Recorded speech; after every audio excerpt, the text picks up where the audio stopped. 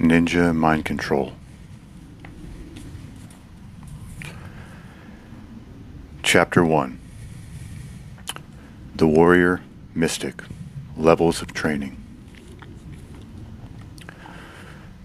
To be a ninja is to be a warrior mystic.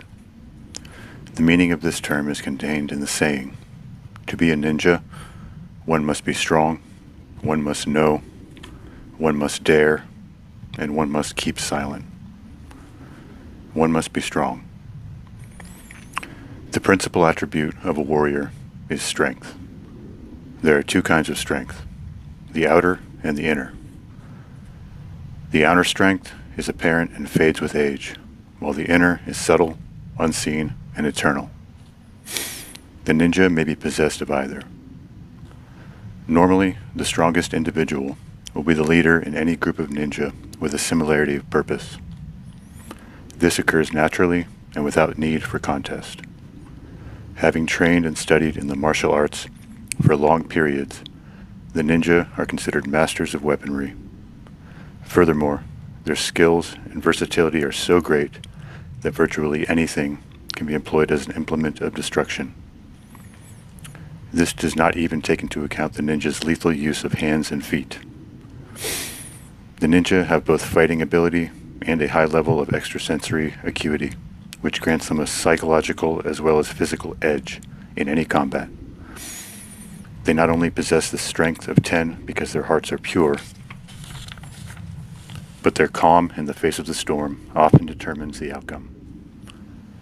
All ninja are men of peace, and must always remain so or lose many of the special powers they have developed. Beyond this, ninja are also adept at fieldcraft, infiltration, and espionage. Because of their scouting skills and peripheral kinesthetic sensitivity, ninja customarily surprise their opponents slightly more than half the time. This may be a result of creeping up on the enemy and striking from behind, or using a feint or sucker punch when fighting head-on. Much of this ability is due to constant and rigorous training, as well as a vast amount of study. After that, the ninja creates his own form. Other benefits of being a ninja warrior include the power to size up an opponent by his stance, and the concurrent knack of reading the body language of others, which enables a ninja to determine the covert goal of an individual. By these means, the ninja develop a sphere of influence with which relative safety can be maintained. Ninja also have the ability to treat their own wounds, the minor injuries that are incurred by even most scrupulous and careful practitioners in the course of training. With that, they also have the power to help others. Most common ailments are avoided by virtue of regular exercise and attention to diet, so good health follows naturally. After a certain level of experience has been attained, the ninja gains the ability to employ powers that many circles would be considered almost psychic. The charisma of such a fighter is such that he attracts himself, without effort, a body of followers. These followers may appear as students or associates, and they are completely loyal upon initiation. They may band together for a common goal or seek counsel, but in either event, they will remain loyal as long as the behavior of the leader is constant. One must know. To develop the talents associated with the mystic side of ninja training, in addition to possessing the strength, one must know. To know means to have intelligence. This does not refer to IQ, so often quoted as a measure of intellect, but rather to an understanding or ability to learn. Many people limit themselves to leading boring, dull lives by accepting the judgment of others that they are of low intelligence. This is not so. Just because one does not process sensory information and replay it in the same way as everyone else, which in any case would be boring in the extreme and mark the extinction of creativity. does not mean that there is a lack of comprehension or interest. Just because a person does not understand another purpose does not mean that he is confused. The ninja possess mental powers of an informational offense or defensive nature. It is only during the latter stages of training that these techniques actually become effective in hand-to-hand combat. That is to say, after much practice, one is able to defeat the enemy without physical contact. By that time, the student has mostly transcended motives that would land him in a situation where these paranormal powers would be warranted. Ninja mysticism may take many forms. The simple form makes it possible to deflect negative vibrations and defend oneself against psychological assault merely by maintaining one's emotional balance. The more complex forms require mantras, somatic components, and elaborate rituals for maximum efficiency. The individual must first determine the methodology of his or her own psychological thought forms, or constructs. Since one of the primary attributes of the spy has always been a good memory, most agents have never written down their technique, although some toramaki, or sacred scrolls, do exist. Through the study of the mind, the ninja hopes to gain wisdom and become a man of knowledge. As such, he attains an almost spiritual level of dedication to his art, which confers upon him a high degree of skill at arms. Many such accomplished ninja are known by the eternal symbols they have adopted to signify their quests, but in time, even these are put aside. At this level, the reverence for life becomes so great that the ninja will no longer kill, and their powers are directed only towards revitalization, protecting, and encouraging the efforts of others. The goal of the true seeker is to become a sage, a superior man. There are certain immutable laws of the universe which the sage must be in harmony with. Different ninja sects espouse some laws in particular, according them greater significance than others. But each law is essential in its own right and must be considered equal to the rest. The law of balance. Even the most ancient sages have pointed out that all things are possessed of an equal and opposite counterbalancing, force and reality. The high rests upon the low, the front follows the back. One can know beauty as beauty only because there is ugliness. The law of extremes. When two counterbalancing forces are carried to their limits, they are seen to be identical. One is blinded by a brilliant light as effectively as by darkness. The law of karma. All things are interrelated, and everything affects everything else. Thus, whatever we send into the lives of others comes back into our own lives with threefold strength. The law of change. All things proceed sequentially through an orderly series of progressive steps. The one thing that can be depended upon to remain constant is that things will continue to change in a logical and cyclical manner. A ninja who has attained the level of sage is so at peace and in harmony with the way of nature that he remains virtually untouched by the passage of time or the change of regimes. Such a warrior views yin and yang as balancing forces in the universe and recognizes the endless cycle of change, inevitable and inexorable. The sage communicates with the hidden masters and is in touch with the cosmic consciousness by means of his ability to direct or flow in harmony with the psychokinetic energy of the mind and body as one. This is spoken of in many arts, but is achieved by few. It is often known as channeling the chi, or vital life force. Thus, it may be said that the superior man has a secret language of his own and can communicate by telepathic means. This level of skill is so high that there are seldom more than a few such masters known in any one generation. They rarely live in or are near cities, preferring the solitude of rural or ascetic settings. They have been known to interfere in the affairs of men from time to time. However, this is the basis for the legends of the Old Man of the Mountains, a figure that recurs in both Chinese and medieval stories and mythology. By virtue of their simple monastic existence, the sages are readily available to find or manufacture for themselves almost any item or device necessary for their survival. They are patient and diligent, and they are generally considered excellent craftsmen and gracious hosts. Because of their highly developed senses and their perception of the foibles of mankind, they often appear to embody or to have what might be considered supernatural powers. Unlike the ninja who have accomplished the lower stages, the superior man attracts no band of followers, imparting to each pilgrim enough knowledge at one time that prolonged study with the sage is unnecessary. One must dare. The third requirement for the avid ninja is to dare. This refers to the ninja's talents and abilities that allows them to overcome the enemy with nonviolence.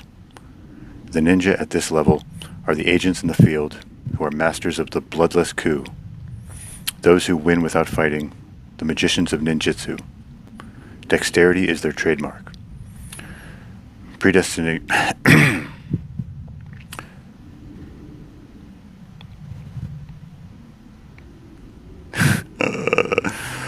Prestidigitation, or sleight of hand, is the principle of their magical working. While the warrior contends with force and strength, the mystic battles with cunning and strength. These attributes comprise the ninja art of invisibility. In ninjutsu, dexterity is as much mental as physical. To this end, agents practice codes and ciphers in addition to other mental gymnastics, such as puzzles or mazes. This enables practitioners to open all manner of locks and pass unhindered through areas loaded with traps and death-dealing devices. The ninja level of skill is determined by individual cleverness and thorough knowledge of such devices. Much of this skill also depends on astute powers of observation and understanding of basic motivations and social patterns. By these means, and the ability to remain unseen, the ninja have gained a reputation for invisibility. In practical applications, such techniques depend largely upon methods of concealing oneself in shadows or other inconspicuous cover. The ninja must also maintain adequate balance to enable him to move silently from one point of hiding to another without deception. A useful adjunct to this type of activity is wall climbing kung, a technique which enables the ninja to ascend vertical surfaces quickly and quietly, a practical method of vanishing from view and danger. The primary function of the ninja is spying, gathering intelligence either for his own use or for the purpose of espionage. Anyone may be recruited as a spy, given sufficient incentives, either a financial reward or threat of harm. Depending on the difficulty of the assignment, fees may be quite high. Of course, the level of skill of the potential agent is also a determining factor. The zealot factor must also be considered. A zealot might be, for instance, an individual with personal motive for revenge so overpowering that it ensures complete dedication to the cause. Or, through intensive training and psychological manipulation, an elite team of fanatic followers can be trained to sacrifice even their own lives to accomplish a given mission. In battle, these trained zealots behave much like their Viking berserker warriors, remaining virtually impervious to injury or pain until either the conflict is resolved or they are forcibly overcome by sheer weight of numbers and loss of blood. When sent out as assassins, such warriors use any covert means available to them to isolate the target and destroy it mysteriously. If captured, which is highly unlikely, they will kill themselves rather than reveal their identity. One notable example of this kind of warrior is provided by the Japanese kamikaze pilots of World War II, who flung themselves into the enemy to see enemy of their people as human bombs, for the sake of Kiri, duty, honor, and glory. For the sake of Kiri, duty, honor, and glory. Ninja were once known as the men who could fight or vanish, using the principle that the enemy could not hit what he did not see. The ninja devised many methods of getting behind the opponent, thereby forcing him to look over his shoulder to catch sight of the agent. Not many people can fight well in that position. Then, too, an attack from behind is doubtably effective, since the adversary cannot adequately prepare for it or defend against it. Furthermore, ninja are adept at dodging and evading the attacks of the opponent. This ability gives the accomplished ninja a better than 50% chance of successfully avoiding a missile, such as an arrow or a thrown dagger. This is true even if the missile is launched from out of sight, which would catch any normal man unaware. Most ninja fight better unarmed. Striking with the hands and feet, as well as using throwing and falling techniques, enables the practitioner to initiate multiple attacks or to strike multiple opponents simultaneously. Such open-handed strikes may be sufficient to stun or kill the enemy with a single blow unless he is of exceptional stature. Ninja at this level train almost constantly, honing their reflexes, sharpening their tools, forging their bodies in the fire of their will. They are the epitome of ninja legends, believing that nothing is impossible. They are beyond the stage of competition with other martial artists. Instead, each ninja plays against himself, the only adversary worthy of contention. One must keep silent. The concept of silence in ninjutsu is not meant to imply secrecy or reticence to share information on any level. Rather, it conveys the lack of necessity for comment.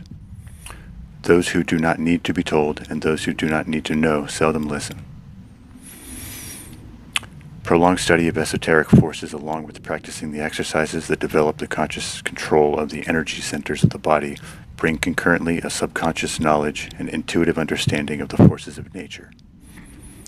This enables the ninja to develop certain powers that are latent in all humans. First, due to self-knowledge and confidence, the ninja is resistant to all forms of flattery, suggestion, and intimidation.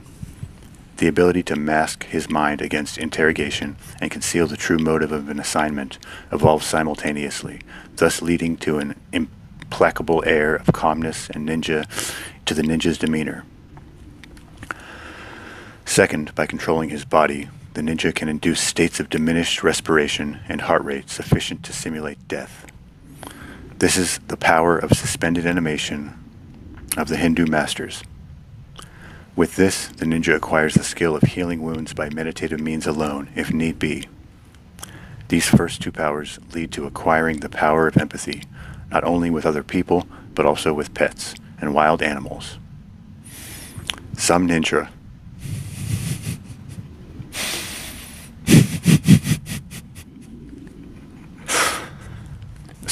report certain rapport even with plants. Sorry guys.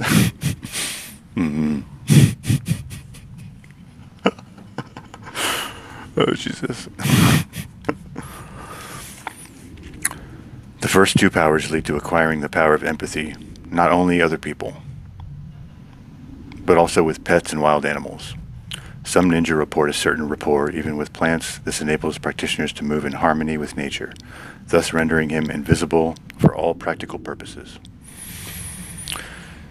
In the final stages, the ninja learns to direct the energy of the earth and influence the change in accordance with his will. This is the level of the vibrating palm, in which the mere wave of a hand may be sufficient to cause death, either instantly or on a delayed basis.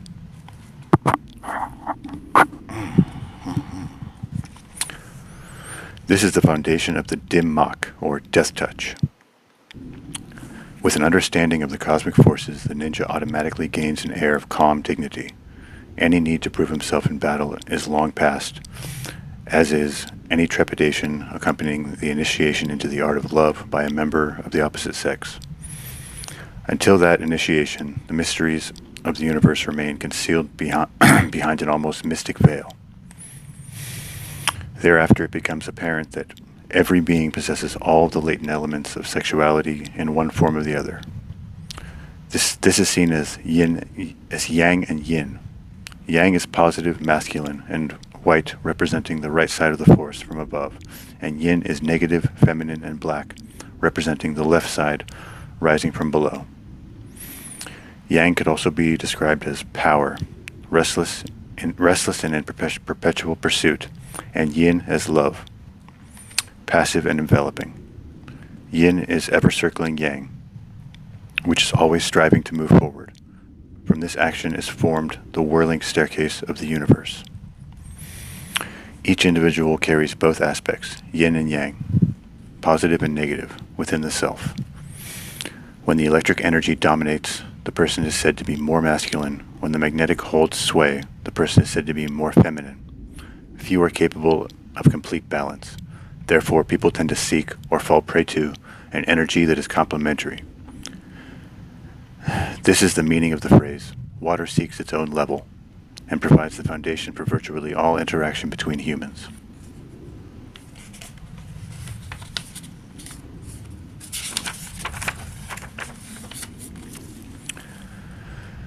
Chapter 2, the Nei Ching.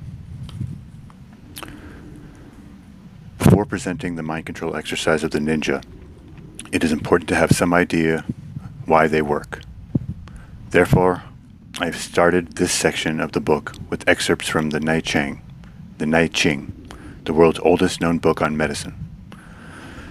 This begins the Su Wen, a transcript of conversations between Huang Ti, the Yellow Emperor of China, circa BC 3000, and Qi Po, his master physician. I have heard that in ancient times, the people lived to be over 100 years old, and yet remained active and did not become decrepit in their activities. But in our time, they only reach half that age and become weak and failing. Is it that mankind is degenerating through the ages and is losing his original vigor and vitality? In ancient times, the people understood the Tao, the great principle of the universe. They patterned themselves upon the laws of yin and yang, were sober and led regular, simple lives in harmony with nature. For these reasons, they were healthy in mind and body. They could live to a ripe old age. In our time, they drink alcohol as if it were water, seek all manner of physical pleasure, and abandon themselves to intemperance. Their passions exhaust their vital force. Their cravings dissipate their true essence. They do not know how to find contentment within themselves. They are not skilled in the control of their spirits and devote all of their attention to amusement of the mind. For these reasons, they degenerate and do not live beyond the age of 50.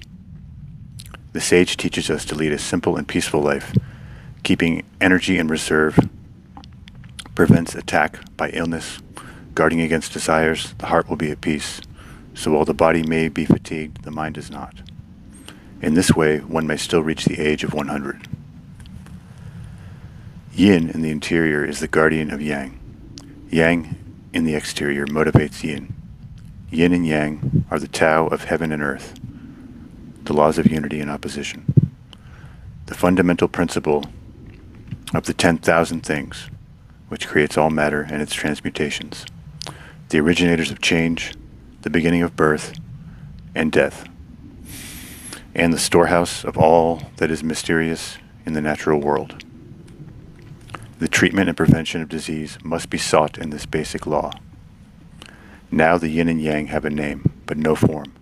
Thus they can be extended from 1 to 10, 10 to 100, 100 to 1,000, then to 10,000, so that they include all things. All things may be classified according to their nature. When speaking of yin and yang, the exterior is yang, the interior is yin.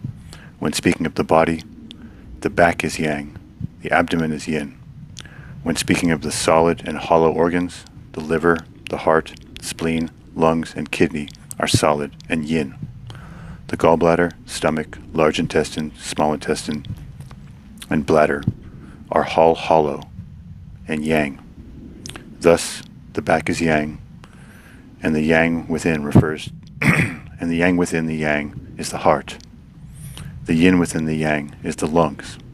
The abdomen is yin, and the yin within the yin is the kidneys. The yang within the abdomen is the liver and spleen. Yin and yang wax and wane. Functional movement belongs to yang, which is electric, while nourishing substances are yin, or magnetic. Nor can one exist without the other. Thus are the myriad things able to come to birth, yin and yang acting upon one another, producing change. In acupuncture, there is a facet of treatment known as obtaining qi, whereby the physician determines if the point selected for the treatment is applicable and appropriate for the patient. This may be done by slightly irritating the point or by pinching gently. In either event, if the proper reaction occurs, that is, the site of treatment, the method relies on the circulation of energy in the meridians of the body to be effective. The I Ching says, man possesses 4 seas and 12 meridians, which are like rivers that flow to the oceans. The sea of nourishment represents the stomach. If there is too much energy, there is swelling of the abdomen, too little, and the patient cannot eat. The sea of blood is the meeting point of the 12 rivers. When there is excess, one feels heavy. When there is deficiency, one feels uneasy. The sea of energy passes through the gate of jade at the base of the skull. When it is affected, one feels the pain in the chest, presents a flushed expression, and has a sensation of breathlessness. When there is not enough energy, one cannot speak. Last is the sea of marrow. When it is overfull, one experiences an excess of energy. When it is empty, one experiences dizzy spells, tinnitus, pain in the calf muscle, and fainting. Likewise, each organ stores the vital energy, except for those that transform and transport it.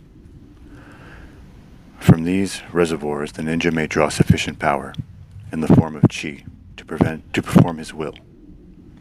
This requires an understanding of the nature of energy as well as the knowledge of how it circulates in the body. In demonstration, the tamashiwara, the breaking of bricks or stones with the bare hands, the qi forms a protective glove that prevents serious injury. The means whereby qi may be summoned are few.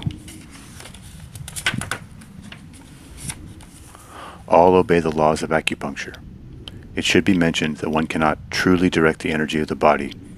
Rather, by study and practice, it is possible to establish a certain harmony, to become attuned, which makes it possible to attain the higher levels of consciousness. Then and only then, if it is necessary, can one see the mysteries. If one knows what to do and how to do it, one can make the impossible seem commonplace.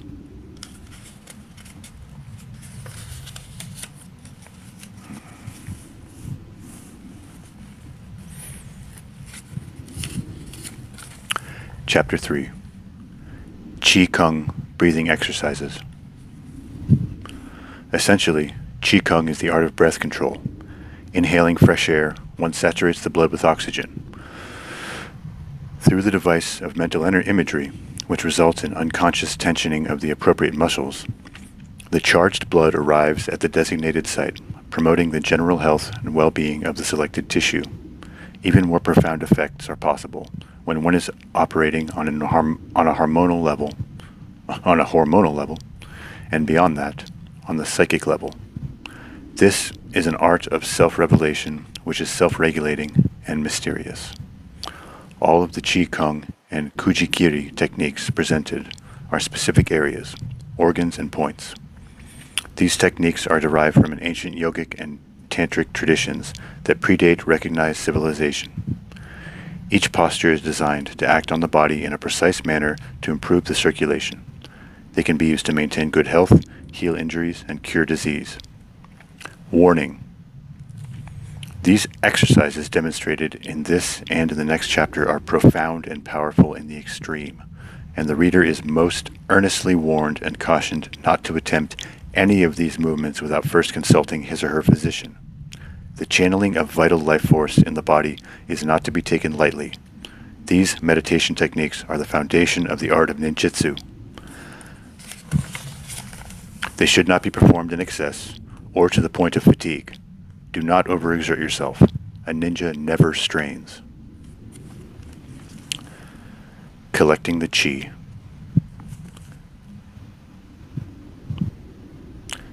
Having achieved the first level of skill in the development of psychic abilities, i.e., the cultivation of and recognition of energy source we refer to as qi, it next becomes necessary to practice the collection and transmission of this force.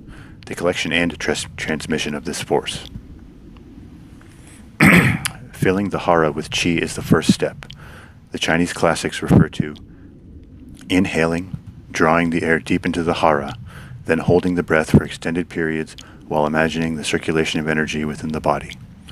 Take care in practicing this method, since you may rupture the small vessels in the neck and face by improperly trying to retain the breath. Likewise, don't inhale as much as you can and expect to keep it all. Let out about half of the inhalation. This is easier to hold and more relaxing to the body. Count your heartbeats at first. After a while, it will not be necessary. Practice twice a day.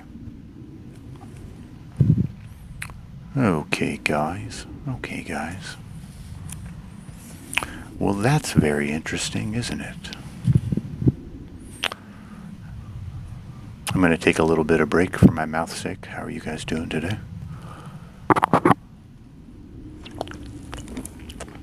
Hello, Melissa. I don't know who's still here. I hope you're still here, Melissa. What's up, Marble Mayhem? What's up, Agent? Can I give you $100? No, thank you. Sorry. Can you give me $100? Don't give me $100. I hope you guys are enjoying this little experiment. I've never read this book before. It's been on my shelf for a long time. Hey, what's up, Beans? How you doing, bud? There you go. I see. Yeah, I'm not going to mess with my settings, so this is just going to be my face for right now. Okay. Oh yeah, what's up, Pimp? What's up, Pimp? Yeah, it's pretty interesting. A lot of seemingly relevant information.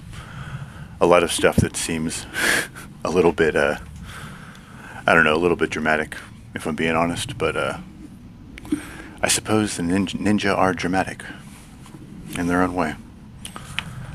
I'm going to take a break for a little bit of a while. This footage in the background, I'm not sure if you guys have seen it, but this was part of my trip to Maine. Some of you might have been there, but I just threw something on. For the hell of it.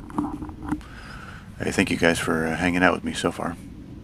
If you guys want to hit that like, I'm probably gonna go for like another 30 minutes if I can make myself. Yeah, centuries old stuff. When was this book written? This book was, I mean, I know it's older than the book, but it's a really old book. It's fallen apart. Looks like this was published in, 1985. Excuse me. I can't burp into the microphone anymore. Oh yeah, thanks. Yeah, I was just messing around. I wanted to find something to somewhat obscure my face so I can focus on the task at hand. I'm definitely feeling the need for practice here. I know it's not supposed to be easy to do book narration and reading, but oh yeah, yeah, I do miss that particular summit. That was pretty nice. It was very nice up there. Yeah, I know, I wasn't even born yet. Still, there was ninjas. Ninjas were taken very seriously a couple of years before I was born. But yeah, yes, I mean, this is good stuff. I think I'm butchering it a little bit just because I haven't read it before.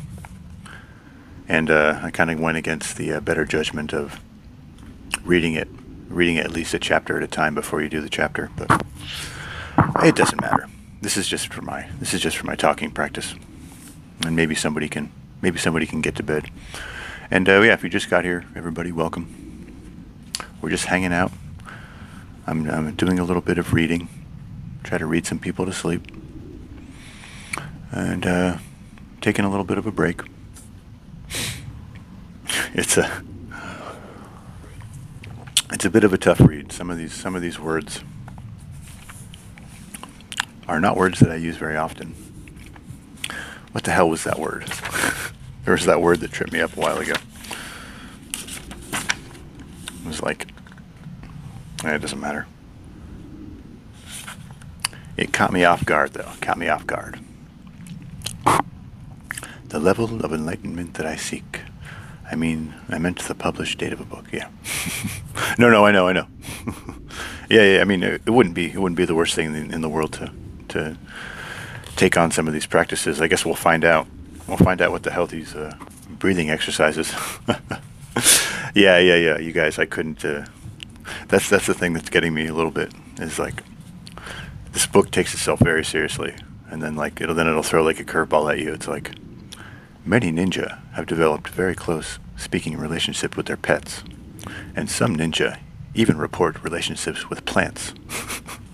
It's just like I'm reading it for the first time. I just got overtaken by the urge to laugh. Yeah, but thank you for the encouragement. I'm definitely getting my mouth workout, which is exactly what I wanted to find out. Is how fatigued the muscles in my mouth were going to get, and I'm feeling it already. So I'll be a little better and a little stronger the more I do this. I enjoy mushroom and rock hunting, my ninja. I enjoy mushroom and rock hunting, my ninja. Yo, what up, my ninjas? Hey, Beans, how you doing, man? How's the night going? You get off your shift, or are you still at work? Hope you're still here. Sorry, I didn't mean to bowl over you. That's true. I might. But I have to take the advice of the ninja mind control training and not overdo it. Don't do it to the point of fatigue. A ninja never strains. A ninja never strains. So let's let me do a little bit of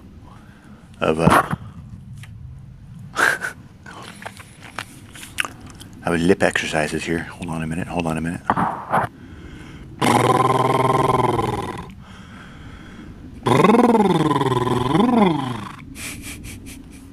You like that? You like that sage level exercise? This is actually right out of the ninja training manual. Hey, pimp, I totally get you. Head on up. Give him what's for me, okay? Give him what's for. All right. All right, let's get this thing going again here. I'm gonna try to do another 30 minutes. I don't know if I took enough of a break here, but we'll see. Yeah, I hope to see you again, pimp. Hope to see you soon. All right, compadres. Let's try to focus our chi a little bit. Take some deep breaths.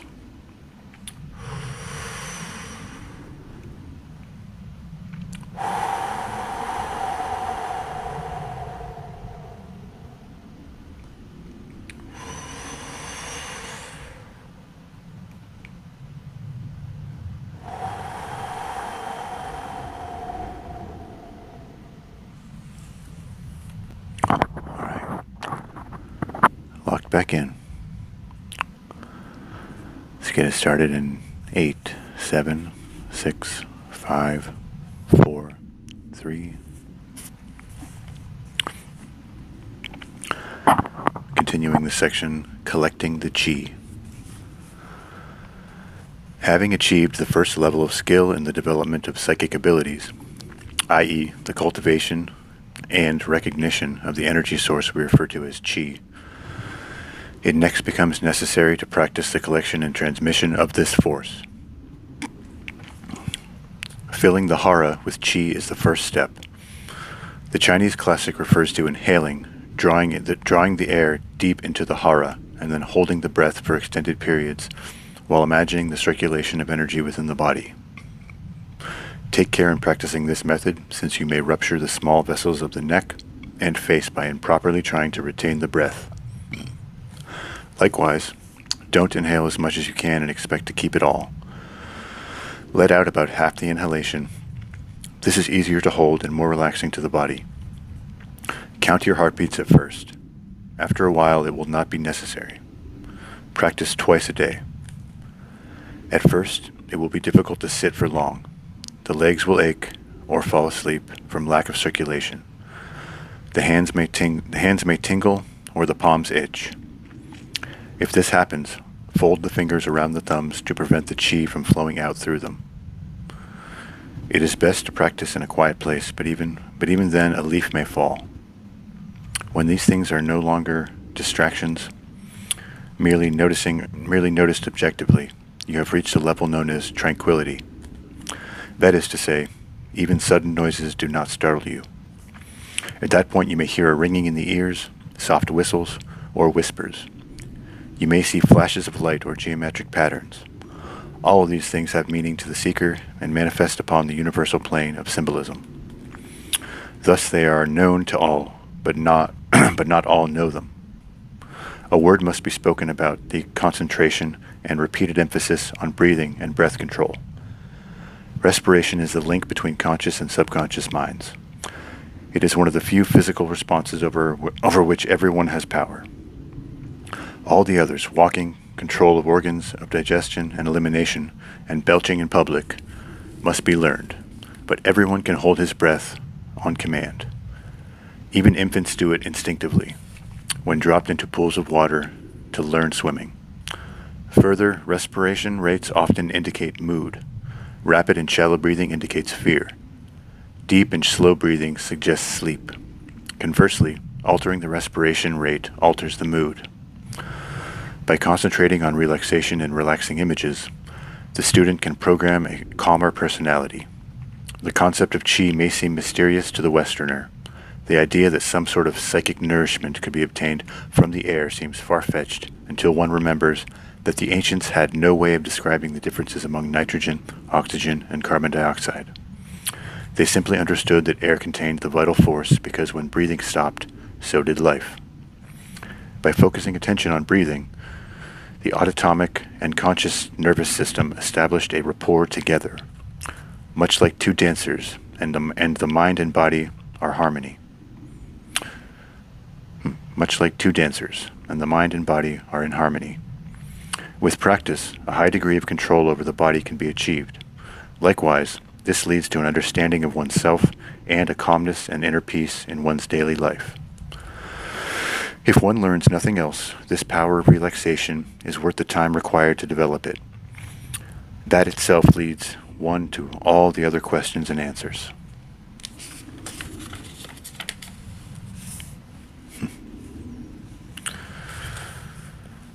Kuji Kiri, Chapter 4, Kuji Kiri, the 9 Levels of Power. The Japanese have a name for finger knitting exercise of the ninja. It is called Kuji Kiri, or literally the 9 cuts. In the Hindu and Tibetan traditions, they are called mudras. It is believed that when one reaches a certain level of training, the hands automatically form the finger locks in time of contemplation or stress. Some schools add chants or mantras, others vigorously rub beads between their hands. Regardless, the hands are regarded as a microcosm of the body. So, to stimulate or sedate the flow of energy and blood therein is certain to have an effect. So, to stimulate or sedate the flow of energy and blood therein certain to have an effect, even a mild or moderate one, upon the rest of the system. By associating specific meanings and symbols to each of these interlocking patterns, the ninja were able to program themselves to withstand any torture or accomplish any feat. This gave rise to the legends of the superhuman prowess, and while the finger patterns had an effect on the user, because the knowledge of the connections of the hands to the body are known to everyone, albeit on a subconscious level in most cases, the patterns also had an effect on the audience. Thus, Kuji Kiri is the ninja art of influencing the mind of others with unconscious gestures. When properly performed, the subject is totally unaware of being manipulated. Certain extrasensory perception, or ESP, tests involve the transmission of rudimentary images from one mind to another. This, of course, is only possible with visually oriented subjects. Additionally, the The symbols used must be those found in antiquity and have meaning for all on a subconscious level, and which are thereby easily recognizable even to the uninitiated. Furthermore, certain gestures are unconsciously received and recognized. The hands have always been of tremendous significance in Chinese cosmology, representing a microcosm of the elemental relationships of the universe. Placing the open palms together before the chest is a symbol of peace and prayer. A fist symbolizes aggression or anger. In ninjutsu, the open left palm covering the closed right fist is known as the sign of eternity and means hidden knowledge. The connections or circuits formed by the finger knitting exercises serve to circulate the energy along prescribed pathways within the body. Some years ago, in a motion picture called The Last Ninja, there was a scene in which a government representative was trying to encourage a ninja agent to become involved in an assignment. When the camera looked over the ninja's shoulder, so we could see what the other man was saying, the ninja performed Kuji Kiri by rubbing his fingertips with his thumb, the sign for money. When shown from the government man's perspective, the agent's hands appeared to be resting, not moving at all. The manipulation involved here is so subtle that it appears to be invisible, so profound that it works every time. Therefore the victim is helpless before it. In fact, many principles of modern-day advertising rely on the same subtle cues and control of the subject's mind. Because the uninitiated have no chance against a master of his arts, the skill of Kuji Kiri is not taught outside the inner circle. Of adepts. It is taught only to those who have mastered themselves so as to be devoid of selfish motives, and who are therefore unlikely to use the way of the 9 cuts for unscrupulous purposes. The 9 levels. In Chinese medicine, the body is divided into 3 regions: the upper, middle, and lower. The upper refers to the region above the diaphragm. The middle refers to the area between the upper and the navel, and the lower refers to everything below the navel, including the legs. This trio is traditionally used to designate the internal organs of the body. The topmost section includes the heart and lungs, the middle includes the liver and spleen and stomach, while the lower includes the bladder, kidneys, and the small and large intestines. In Western terms, the 3 regions refer to the thoracic, abdominal, and pelvic cavities. Where the Chinese speak of 3 regions, the ninja define 9 levels of power. This is because each of the 3 levels also generates an electromagnetic field or aura, and each of these generates an accompanying specific frequency of vibrational energy, giving a total of 9. To harmonize these various components is the goal of meditation. In ninjutsu, it is taught that one must know the 9 levels of power. These are contained and represented in the finger knitting position of the Kuji Kiri practice. Details of the characteristics and attributes of each position are given in another work, Secrets of the Ninja. Here they are presented as taught in the Japanese system, as one complete set of movements, flowing from first to last rhythmically, in conjunction with breath control. They are derived from a Tibetan Lama chanting practice, whereby one may obtain enlightenment. These are the oldest exercises of this type and have survived from prehistoric times. The 9 levels of power are as follows. Number 1, Rin, strength of mind and body. In Chinese, Chu. Number 2, Kyo, direction of energy. In Chinese, Shen. Number 3, To, harmony with the universe. In Chinese, Tai. Sha, number 4, Sha, healing of self and others. In Chinese, Sha. Kai, premonition of danger. In Chinese, Kai. Number 6, Jin, knowing the thoughts of others. In Chinese, Jin. Probably. Number 7, Retsu, mastery of time and space. In Chinese, Tong. Number 8, Zai, control of the elements. In Chinese, Hua. Number 9, Zen, enlightenment. In Chinese, Tao. The Kuji Kiri positions that embody the 9 levels of power are used as a mnemonic device to train the ninja both mentally and physically. The progression of movements from one to another symbolize the movements of qi within the body. When one is only beginning to learn, however, each level of energy and power is contemplated in turn during individual sessions so that one may fully explore the potential of each. Then, after much practice, they may be strung together as a mystical ensign or occult salute between members of the same ryu. Number 1, in depth, strength. The first finger knitting position of the mystic Kuji Kiri salute has the fingers interlocked outside, with the middle fingers representing the fire element, extended with their tips touching. All right. We have some illustrations here, guys. It appears something like this. This is strength. All right. While exhaling, concentrate the gaze on the point where you feel a pulse. This kanji, or mudra, is the symbol for strength of mind and body. It is said that to be a ninja, one must first be strong, then know, then dare, then be silent. The Tao Te Ching says, work is done, then forgotten. Thus it lasts forever. One endures, not taking credit, doing what must be done. This is known as inner strength. One endures, not taking credit, doing what must be done. This is known as inner strength. This posture is not based on hoping for a better afterlife or incarnation, doing penance for past deeds, or preparing for future possible difficulties. Rather, it is concerned with spirituality of daily activity.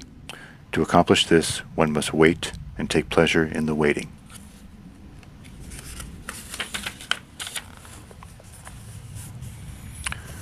Direction of energy, number 2. Extending the index finger and curling the corresponding middle finger around while keeping the other fingers interlocked forms the second kanji. This represents the ability to direct the flow of energy within the body. All right. And this appears to be, oh, motherfucker. Nope. Hey, guess what? I can't do ninja finger interlocking based on a picture. Let's continue, shall we? Give me 1 second. Give me a second.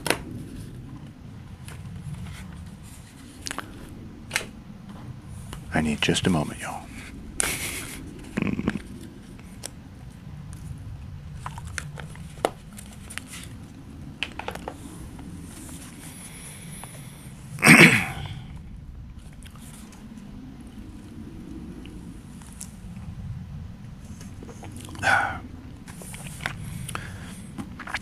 Number 2, direction of energy. Extending the index fingers and curling the corresponding middle finger around each other while keeping the other fingers interlocked forms the second kanji. This represents the ability to direct the flow of energy within the body. The first posture develops the student's sensory withdrawal skills, making one aware of the internal sounds and vibrations. In time, the power to harmonize with this flow of internal energy enables one to develop psychokinetic abilities. The finger entwining is similar to, and symbolic of, the 2 serpents on the medical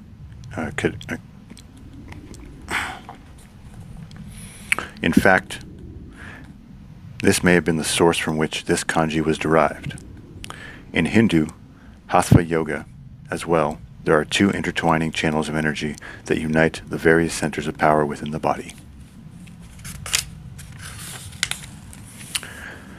Number 3, harmony. When one understands the concept and principles of meditation, all the differences between oneself and the object concentration disintegrate, and one develops an awareness of the universe. Good health flows naturally to the practitioner. The finger position here represents the fire element. One hand begins to follow the proper path instinctively, with the hands automatically forming the correct linkage. The kanji, at this stage, an appreciation of all life, becomes manifest. Animals can sense this inner peace, making it seem that the practitioner can almost speak with them. One could walk safely through a pit full of serpents without coming to harm, since the animals can recognize this presence. This is analogous to a beekeeper mentally picturing a hexagon, which sets up a harmonic vibration throughout his person that the insects consider non-threatening. I didn't know that. If you're around bees, picture a hexagon. Number 4, healing. The power to kill and restore life is symbolized by the finger knitting position, in which the index fingers are extended with the other fingers interlocked. This sounds like every single one of these so far. One who displays this gesture understands the energies of the body and can direct them to heal injuries and cure disease. Within the body, within both himself and others. In the latter case, the practitioner does not transmit energy to the patient. Instead, he generates the patient's own energy, then directs it to the appropriate site.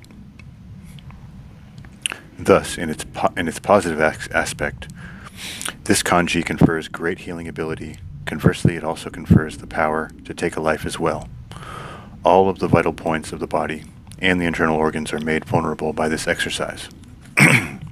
Feel the pulse between the fingertips in this position. The source of power for this skill is the solar plexus. Number 5, premonition. The hand clasping gesture of this kanji reassures and calms the mind. Merchants often rub their hands together before a negotiation to relax themselves in anticipation. The shiatsu, the art of acupressure, also advocates warming the hands by rubbing them before touching a patient, so as to not shock him or her. Place the palms together and interlace the fingers from above. Not only does this movement serve to calm oneself in times of danger, it is also the key to developing the sixth sense that permits the premonition of danger. Users of this ability can feel the emotions of those around them, and often develop sensitivity to psychic impressions. Further, it conveys to the practitioner certain powers over his physical body, including suspended animation and the power to withstand extremes of heat and cold.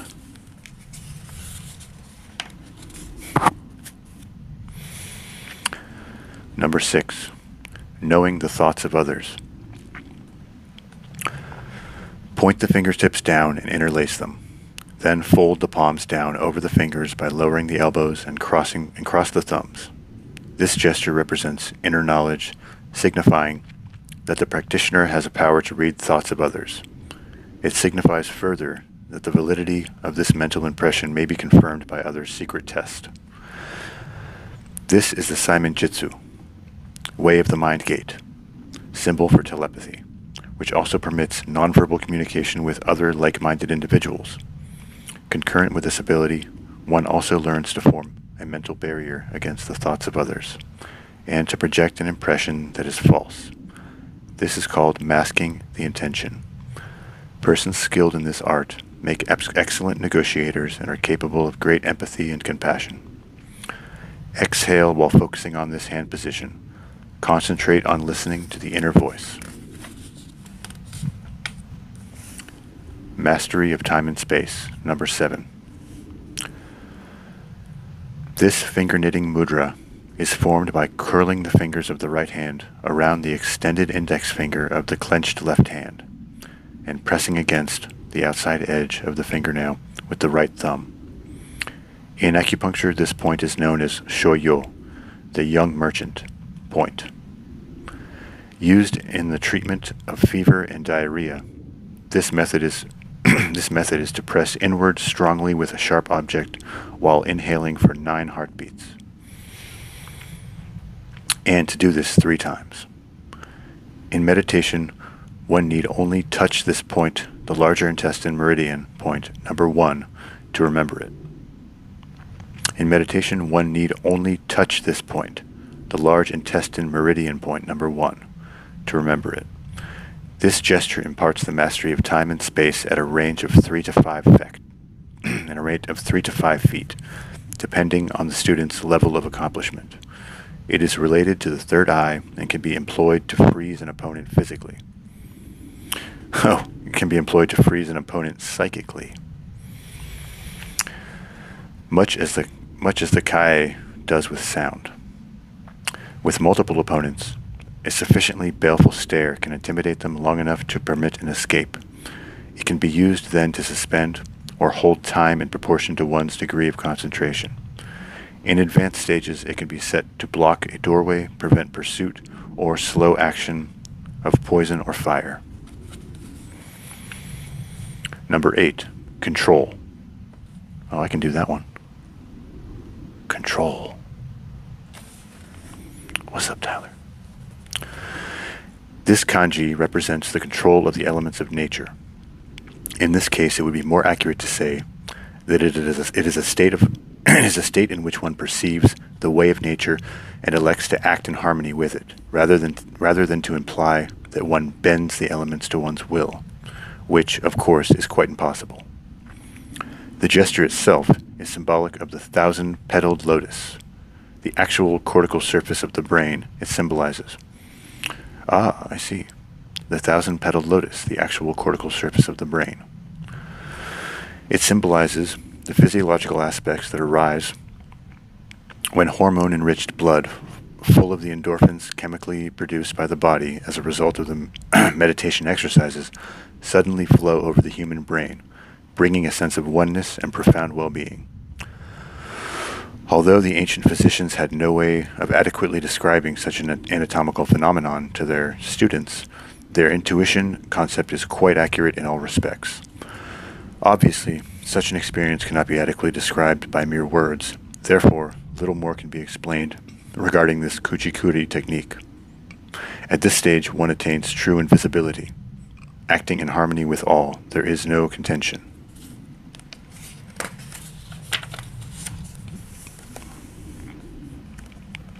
Number 9 in the vital Kuji Kiri. Enlightenment. The hidden hand gesture indicates that the initiate has attained Satori, nirvana, or ultimate bliss. Whichever name is used, the meaning is clear. Final understanding of oneself and others. Having passed through the pillars of self-doubt and looked long and deeply into the mirror of self-knowledge, one comes to know oneself. One ceases regretting and blaming the past for current misfortunes. Let's read that again. Having passed through the pillars of self-doubt and looked long and deeply into the mirror of self-knowledge, one comes to know oneself. One ceases regretting and blaming the past for current misfortunes. One stops awaiting in the coming of a better tomorrow. One is able to be here now, to enjoy each bite of food at the meal. This lesson can only be learned by those who have been hungry. To stare in awe at the sunrise, marveling in the intricacies of life itself upon this planet. This is known as following the middle way. Those who present this gesture and know its true meaning are often known as teachers.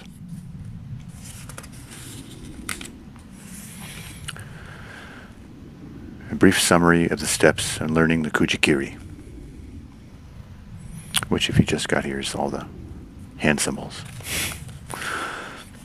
Number 1, sensory withdrawal. Sitting alone, comfortable position in a quiet place. Number 2, relaxation. Oh, this is a summary of the steps, pardon me. Summary of the steps in learning Kuji Kiri. Number 1, sensory withdrawal. Sitting alone in a comfortable position in a quiet place. Number 2, relaxation response. Elicited by fixing attention on breathing. Sensitivity to psychic impressions. From cultivating and collecting chi within the body. Circulation of energy. Having awareness of the ebb and flow of energy in nature and the ability to move with it. Number 5, balance. Internal rapport. Physical and mental equilibrium that brings with it understanding of self and others. Number 6, harmony. External rapport. The power to absorb and reflect energy from other sources in such a way that when you prevail, the opponent opens his heart to you and becomes an equal, Thus, all conflict vanishes.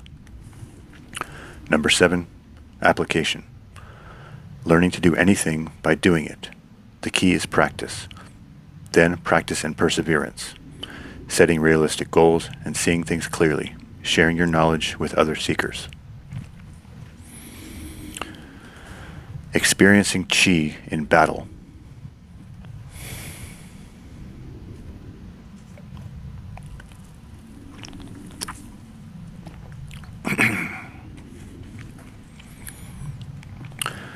Experiencing chi in battle. We have spoken before of how energy circulates in the body. Most students have found the following an adequate description of the sensations of chi in combat. First, the hara feels warm. That's the breath. The chi ascends the spine, making it feel as if covered with armor. The feet are rooted to the ground, no matter what the surface, and one feels solidly planted, balanced and poised, yet not tense. If there is any tension in the front of the body, it is felt mildly in the hara and along the insides of the legs. In most instances, the hands are raised defensively in front of the chest. In ninjutsu, one feels the chi being directed forward as a sphere of energy, capable of absorbing and reflecting any attack from whatever quarter. Head and eyes seemed detached, seeing everything at once, as if not part of the conflict at all. The mind is calm, expecting nothing, and reacting instantly. This is the first state known as no mind, in the writing of Musashi, the famous Zen swordsman. Musashi, who survived over 60 duels in feudal Japan and died peacefully in his bed. Having accomplished this, one must apply it to the proper movement. In olden times, it was said that one must already be Yudansha, or a black belt, to study ninjutsu. That is because this level, one must return one's original teaching. One must return to one's original teachings and apply the principles of movement to them. All martial arts teach meditation on the hara, but few know why. It is because for proper movement, the waist must move first. One could learn any style or system and miss this important lesson. Having learned it, however, one returns to the practice forms with renewed interest and enthusiasm. Thus, there is nothing new to learn, only further understanding. Chapter 5. The 5 Elements. All right, well, we got about a minute. What's up, guys? I'm just going to let this minute run out, and then we'll start on Chapter 5, The 5 Elements. Cannot wait.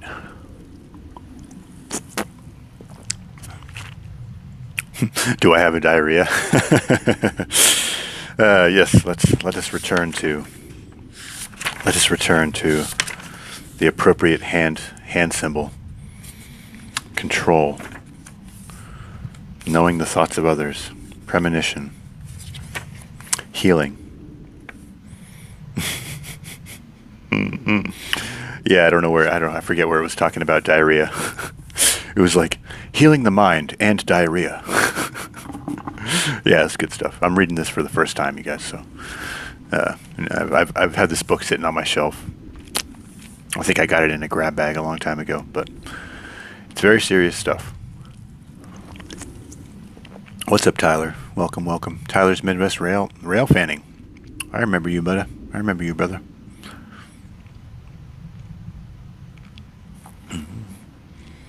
It said there. I appreciate that. Are you guys getting anything out of this so far? I'm getting just a little bit out of it. It's pretty good. Not gonna lie.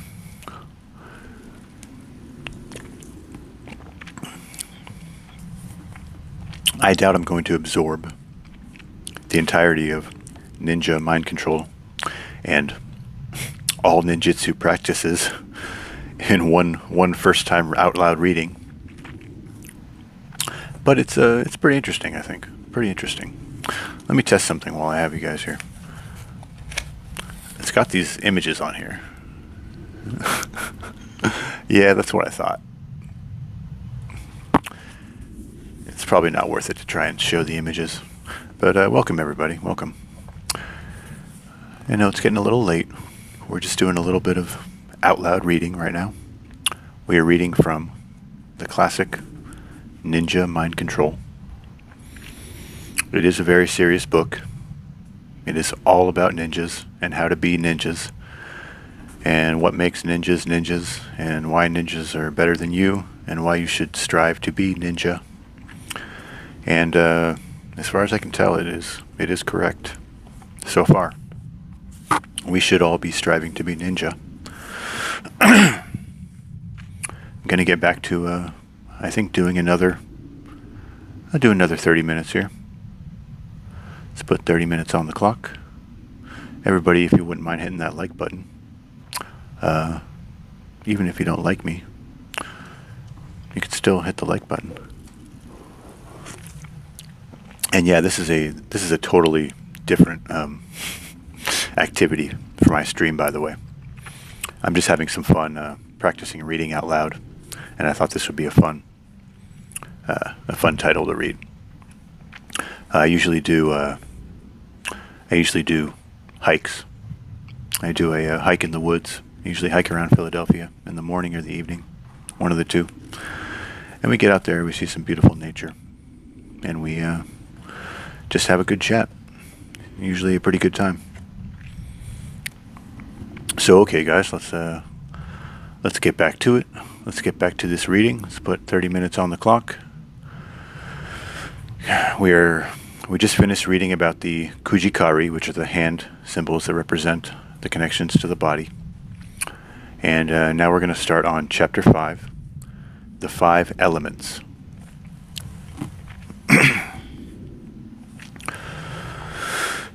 In order to become a warrior mystic, the student must fill his body with the chi energy he has collected and cultivated in the hara, which is the breath. The classics refer to the hara as the golden stove, in which the various elements of alchemical magic are blended together into the elixir of immortality. The primitive attribute of the warriors is strength. That of the mystic is intelligence. The combination of those two produce the ninja, who draws upon his occult powers to develop his strategy and upon his understanding of the way of nature to choose his tactics. The ninja seldom wears armor, since to do so implies that the existence of an external threat as well as a willingness to engage in battle. The ninja seldom wears armor, since to do so implies the existence of an external threat as well as a willingness to engage in battle. Instead, they practice in private, making no show, developing their balance and martial ability concurrently with both mental and physical exercises. In the beginning, many ninja keep notes, fostering the belief in sacred scrolls and torimaki. But eventually, the mind becomes developed to the extent that the memorization is not only possible, but preferred. Then too, as understanding becomes greater, less and less structures and thought forms are required. Lists and long litanies of creed are relied on much less. In the previous section, it was indicated that each finger represents an element. In this section, we will go further and demonstrate how each also represents an organ. The progressive elevation of energy symbolizes by the successive finger knitting positions acts to channel healing, oxygen-enriched blood through the body in accordance with the laws of the 5 elements. This serves to maintain the health and well-being of the ninja, as well as to teach the secrets of the universe. Each of the fingers is associated with a specific organ of the body by virtue of the network of nerves, blood vessels, acupuncture meridians, and psychic channels. Likewise, each organ is representative of one of the 5 primary elements: air, water, earth, fire, and wood. The old texts say that this is because there are 5 elements, and the 5 fingers, it makes perfect sense. In the light of ancient logic, even if all the fingers are not present, as in the case of Yakuza, Japanese gamblers, who sometimes cut off parts of their fingers in ritual of token suicide for a debt they cannot pay, the energy shell remains continuous. That is, as circulation is restored to an area of injury, along with it comes chi, which pervades and passes through all things, and is found in abundance everywhere.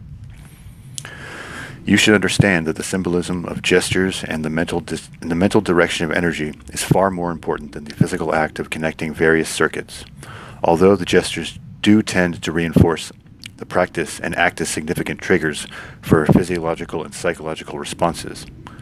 Just as Pavlov's dog salivated at the sound of a bell, so too can man program himself for whatever purpose is desired.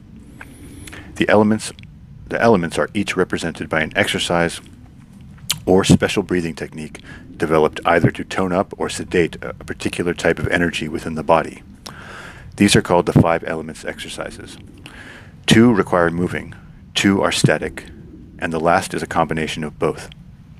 The I Ching says the 5 elements, wood, fire, earth, air, and water, encompass all the phenomenon of nature. It is a symbolism that applies itself equally to man. Wood, fire, earth, air, and water encompass all the phenomena in nature. It is a symbolism that applies itself equally to man. Just as things may be classified according to their yin and yang aspects, they may be further divided into their elemental components. These interact in specific and prescribed manners, the alteration of which is not possible and the study of which may consume a lifetime. The I Ching says further, fire creates earth, which creates air, which creates water, which creates wood, which creates fire. This cycle of creation, wood destroys earth. You know what, I'm going to go back, I'm going to read the parentheses also. Fire creates earth, or ash, which creates air, or smoke, which creates water, or condensation, which creates wood, or life, which creates fire, or energy. This is the cycle of creation. Wood destroys earth by covering, fire destroys air by combustion, earth destroys water by retention, air destroys wood by smothering, water destroys fire by extinguishing. This is the cycle of destruction, the yin and yang of nature, the inevitable law of change. If there is excess energy in an organ, it may be dissipated at a point of sedation for that organ. The organ which follows in the circulation of the energy will then receive excess energy, and the preceding one will be sedated. Therefore, the sedation point for one organ is the point of tonification for the next one in the sequence. Each organ meridian is also possessed of a master point known as the source, a low point, LO, which acts on coupled organs. A connecting point with other meridians, an approval point on the bladder meridian, an alarm point on the abdomen, and ancient control point, and a point that is forbidden. And now we're going to go through the 5 elements. Earth. Interlock the fingers, keeping the tips of the thumbs touching. Exhale and empty the lungs, tensing the hara. The earth element is related to the spleen. It is the center of physical and spiritual body. When concentrating on this level, one will experience sensations of taste and feel. Worry injures the spleen. Worry injures the spleen, which governs the liver and circulation of energy. Sitting too long is also a strain. Inhale deeply and fully, filling the lungs from bottom to top, as if pouring water into a glass. Imagine the vital energy of the air being drawn deeply into the body, filling it with energy. Lift the hands with fingers laced up to the throat level. If you wish, mentally repeat, "In comes the good air." Turn the hands over and push upward above the head as you exhale. Recite, "Out goes the bad air," removing all impurities and poisons. Hold this position, then lower the hands to the top of the head, thinking, "Enter the healing white light." Exhale, returning the hands to the lap. Repeat this exercise 9 times. Oh boy.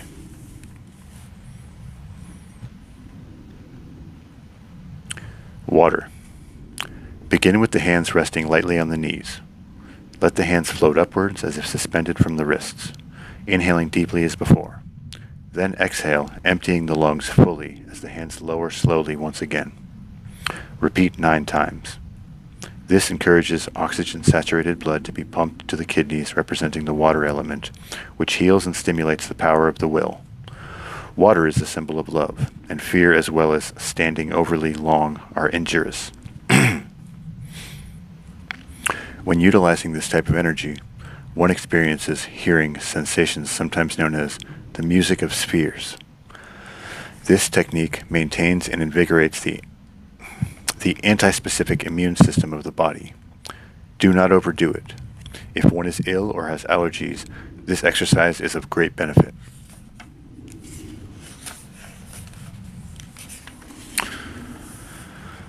Air. The air element is represented by the lungs of the large intestine and the large intestine. In Hatha Yoga, the finger positions are shown here used to press against the acupuncture point that invigorates the large intestine. This exercise does likewise. With hands resting on the lap in the position shown, breathe deeply and silently in and out through the nose. And imagine that the energy is circulating up the back and down, up the back and down the front of the body. Repeat this exercise 7 times. This calms the mind and improves digestion.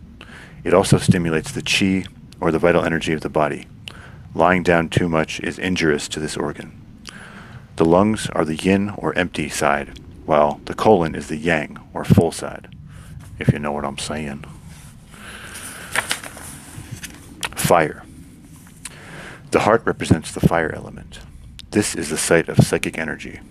With fingertips almost touching, raise the arms in a circle as shown, like out in front of you.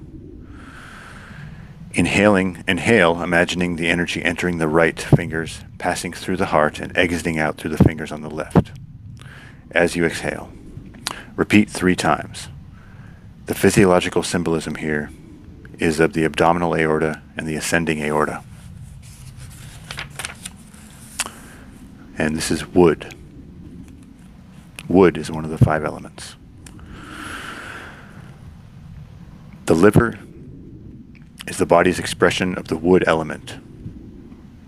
Remember, earth and fire are linear, water and air are circular in nature, and wood, or the void as it is sometimes known, symbolizes circular growth about a linear axis, thus uniting the 2 types of energy.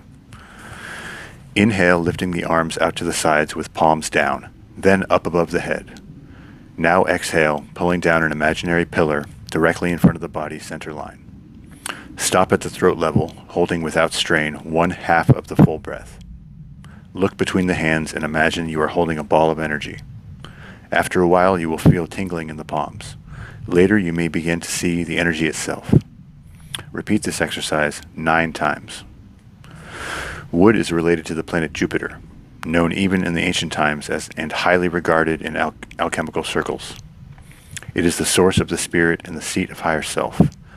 This energy may be used for whatever purpose the practitioner desires for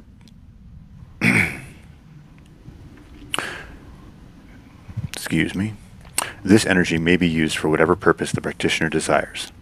For by the time this level is achieved, all thoughts of self and personal gain have been put aside. The liver is related to the eyes. Thus, it is often said that those with this power have flashing eyes or can kill with a look. The tiger style of Kung Fu, based on the wood element, may lead its students to visual sensations. One may have great strength of will, one must have great strength of will not to fall prey to hallucinations at this level.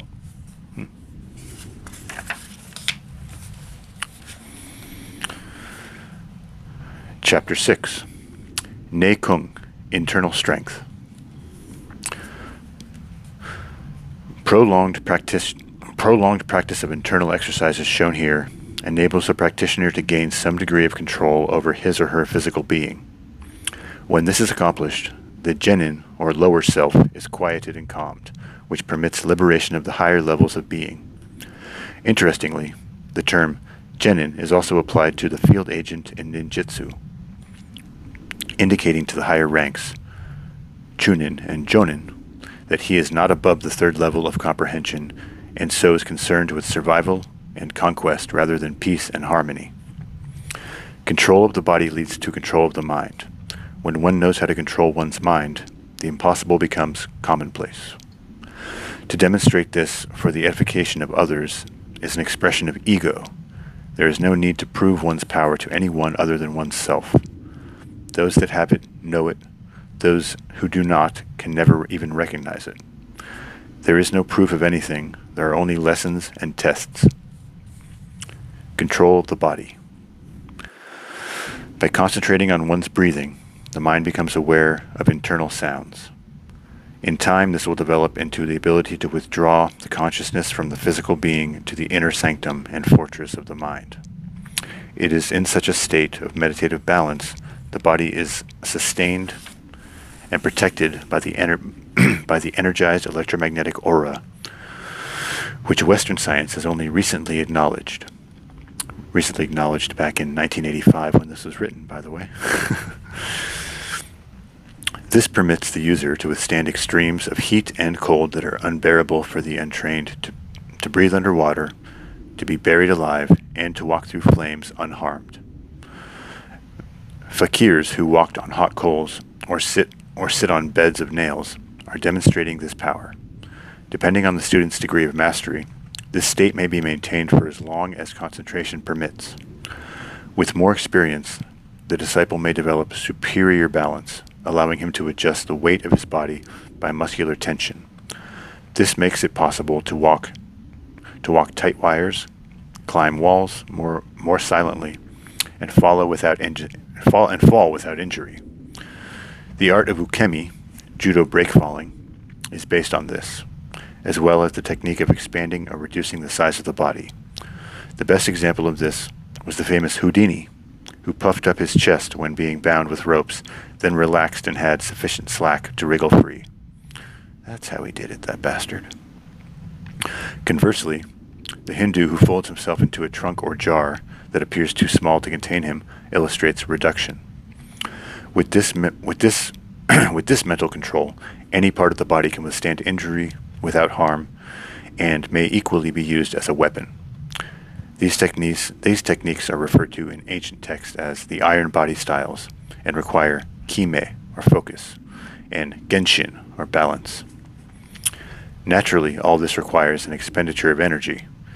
In China, the ability to work steadily at a task until its completion without food or water is highly valued. Meditation enables one to calm these desires temporarily, but an equal amount of time must be spent replenishing the source. This power makes it possible to suspend all outward appearance of life and not awaken until the time or signal chosen by the practitioner. Tamishiwara. Tamishiwara, or the art of breaking, requires the channeling of chi from the organ of generation and storage, along the meridians and pathways of the body to the part of the first making impact. In this case, chi is channeled to the edge of the hand. This strike simulates a death blow. This is about breaking bricks. A death blow to the neck of an enemy who has been thrown face down. Only 16 pounds of pressure are required to break the neck or brick in this manner. I didn't know that. I guess the brick breaking is supposed to simulate breaking a neck, and only 16 pounds of pressure are required to break either. But the stone is harder than the bones of the hand. Therefore, the ninja develops kime, or focus, of concentration while pressing down on the enemy's skull. Yikes. While pressing down on the enemy's skull with the left hand to set the vertebrae. Strike down with a sharp blow using the sword hand. Concentrate on driving through the target. You must want to injure the brick. This anger injures the spleen, so the practitioner must take care not to use it too often. Dragon Claw. The Dragon Claw technique is a powerful gripping attack that requires the great finger strength. This strength is only acquired after 10 years of carrying heavy jars by the mouths in each hand. I'm pretty sure I've done that at work.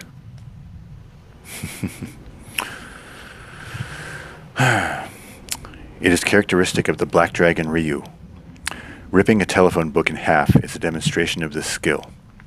Using the wrist, twist and snap the spine apart of the text, breaking it in two. Gripping the pieces, rip the pages apart in a single shredding tear. One with this ability can knock a man out by squeezing his skull, or rupture him by grabbing the rectus abdominis. And there are some illustrations here of a ninja ripping a phone book in half.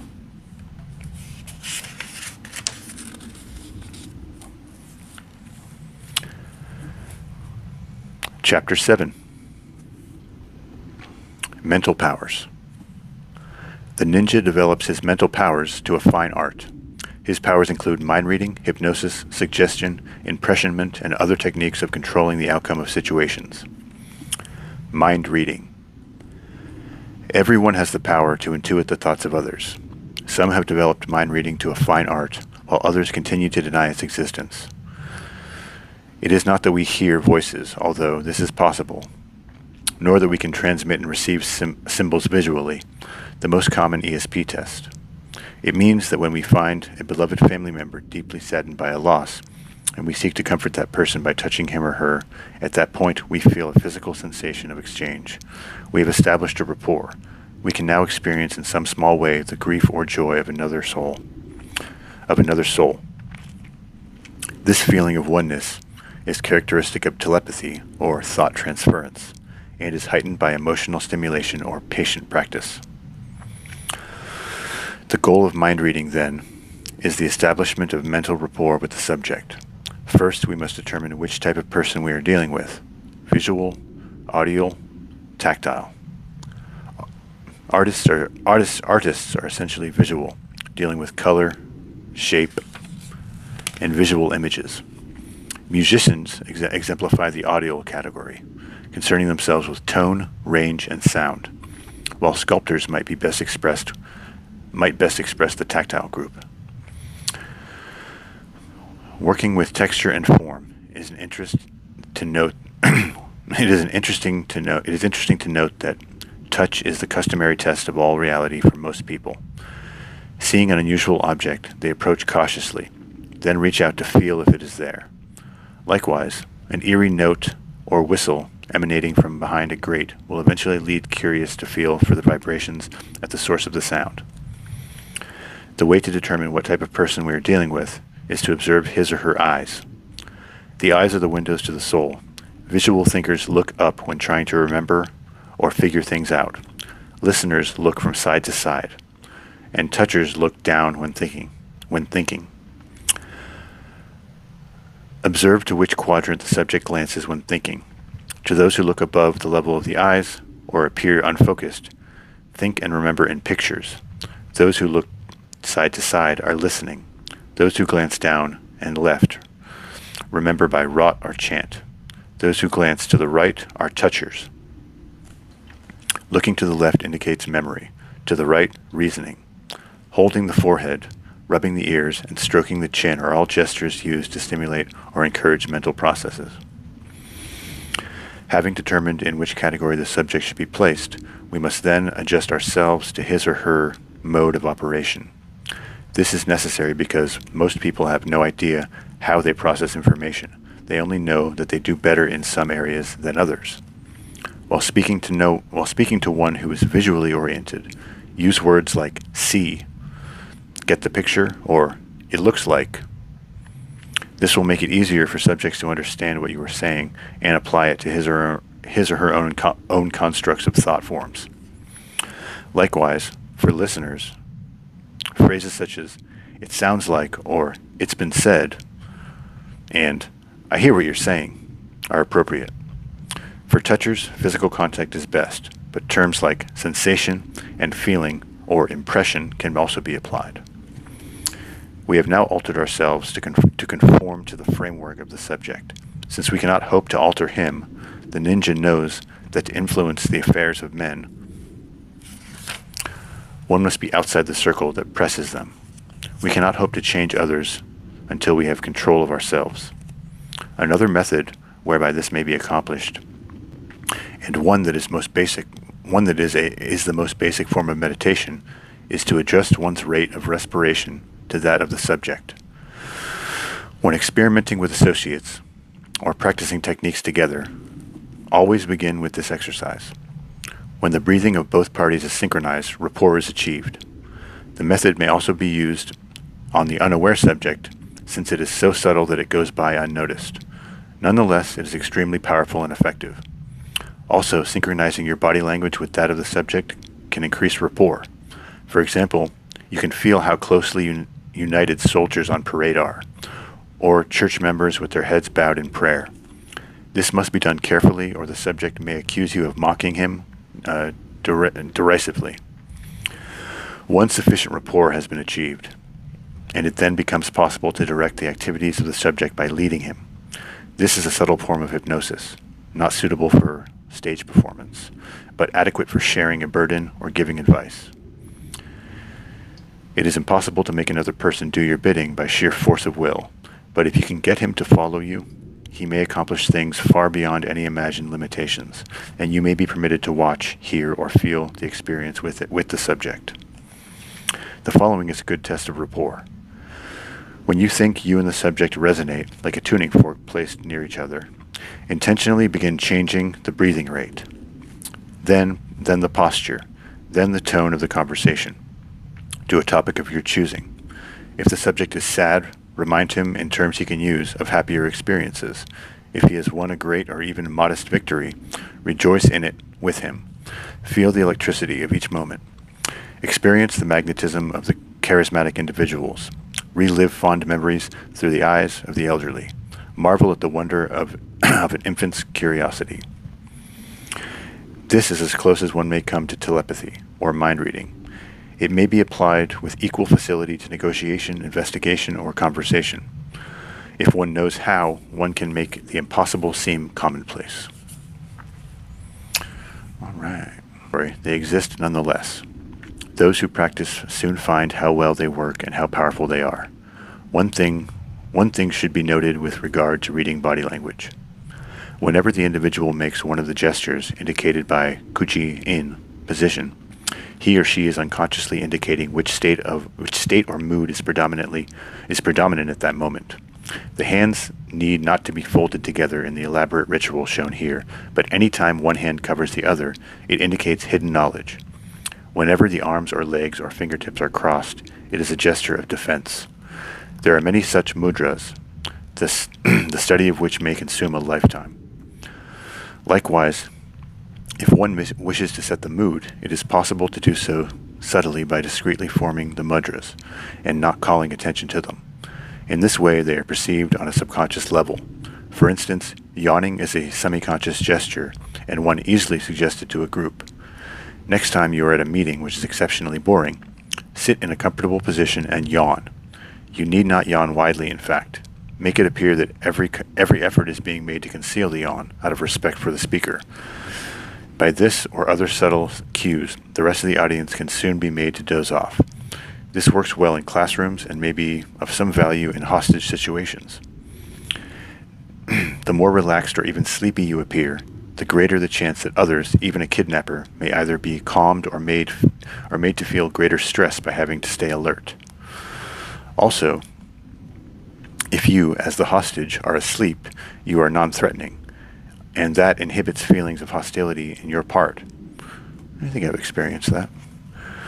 Furthermore, he may pay less attention to guarding you, perhaps providing an opportunity to escape. Hypnosis.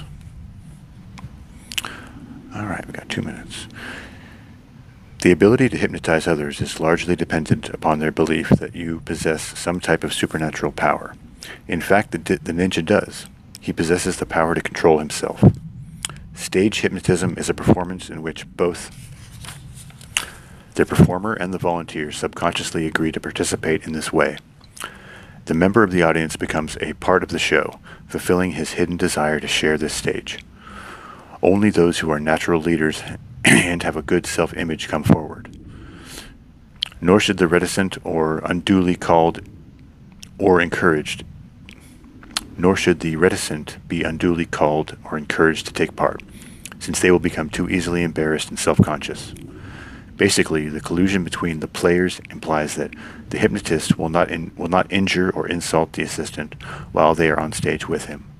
If more than one volunteer is employed, most will go along with the gig, or with the gag, since they have their eyes closed, but can still hear the movements of the others as they comply with the simple directions of the performer. He, of course, acts as the director by having his actors follow his commands, and by informing the audience what they are witnessing. He allows the imagination of each to do most of the work. For the most part, this is a secret of extracorporeal mind control. The imagined power of hypnosis has its dark side as well.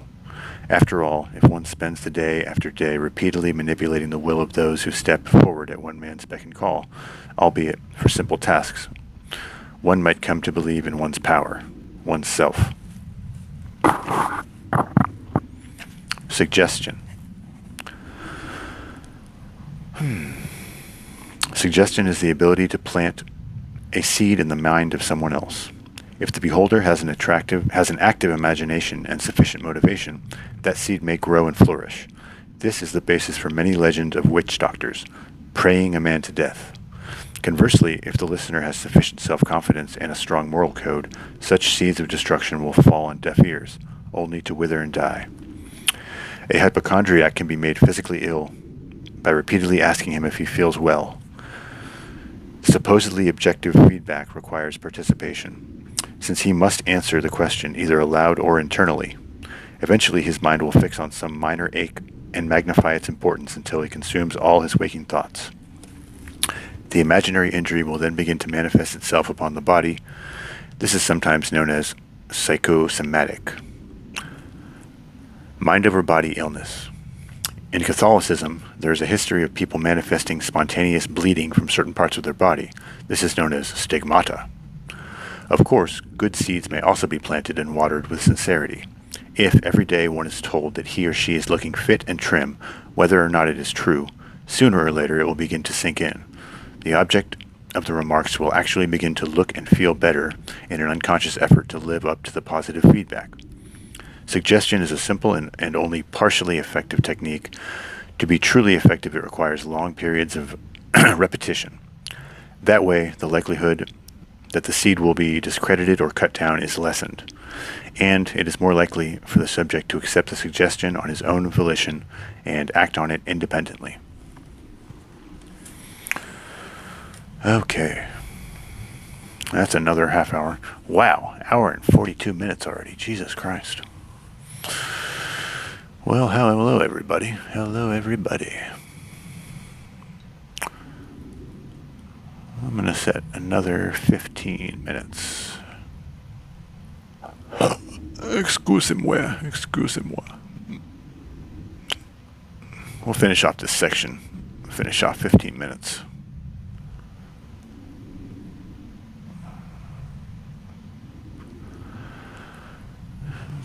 Hello.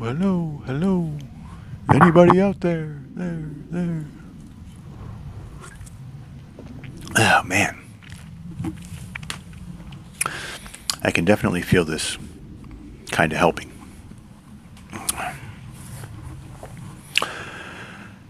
If this stream doesn't go great, I may not do this live, but I'm definitely going to keep doing this for myself because I can really feel my speech muscles getting a workout, and I can feel myself being able to concentrate on articulating. I'm trying to get better at articulating because I'm missing a tooth, and if I'm not really focusing, I tend to a tiny little lisp comes out every once in a while. So this has been very beneficial so far for me. hope somebody somewhere enjoyed some of this ninja nonsense. Ninja nonsense. Although, it would appear that perhaps it was so unlikable that the YouTube algorithm has simply cut me out of existence. Which is okay. I'm not particularly worried about that. I'm just doing this as a reading exercise and a speaking exercise, so it's okay. We're going to read for exactly 15 more minutes. We're going to finish off these techniques of the ninja, and we'll see how it goes. All right, 15 more minutes on the clock. We're going to be starting on the next one, which is Impressment. And here we go. Impressment. Impressment is a technique for securing the cooperation of someone's sympathetic to one's cause. Take, for example, the case of the stage hypnotist who calls for volunteers. Those who volunteer are predisposed to being on stage with the mentalist. Either they would like to catch a glimpse of the hypnotist's power in action, or else they would like to challenge him to overcome them. Even the latter can be induced to comply, however, by a simple mechanism. Suppose the mentalist has written a prediction on a card and sealed it inside an envelope.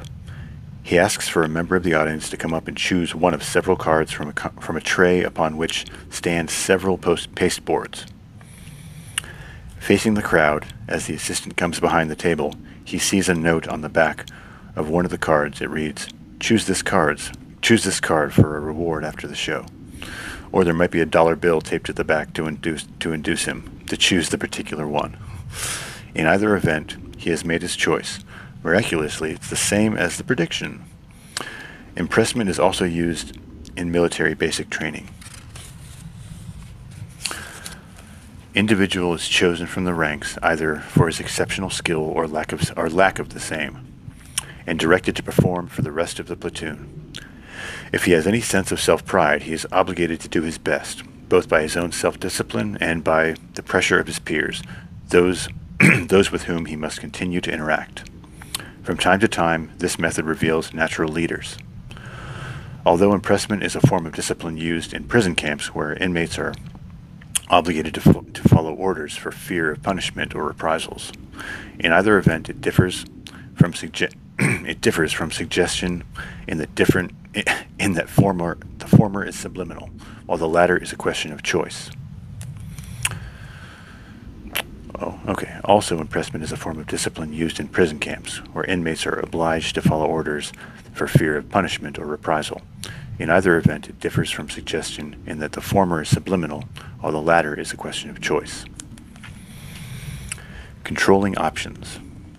This technique involves having the subject appear to make a free decision while actually being made to select the item that is desired. For instance, hold a piece of candy in one hand and nothing in the other, extending both towards the child and say, pick one. If the child selects the fist with the sweet, you may congratulate him or her, and present the prize. If, however, the subject chooses the empty hand, then say, very well, we eliminate that one, leaving you with the prize. Again, the child wins, strictly at the whim of the magician. A similar example can be seen at the breakfast table, when the youngster is asked, what do you want for breakfast, oatmeal or cereal? This question implies that the child will eat something, regardless of whether or not he wanted any breakfast in the first place. Another example is the loaded question, to which no answer is appropriate. When asked, have you stopped beating your wife? If one answers no, it may be understood that one is continuing the practice. If the answer is yes, then one has confessed to having done the violence previously. If no response is made, the persecutor can claim that the subject is afraid to respond out of guilt, and if the subject claims a trick question, he can be accused of being overly sensitive and paranoid. Essentially, this method rules. This sentence Eventually, this method relies on controlling the options of the subject so that only one decision, the one desired, is possible, while at the same time creating the illusion that the subject is free to choose as he pleases.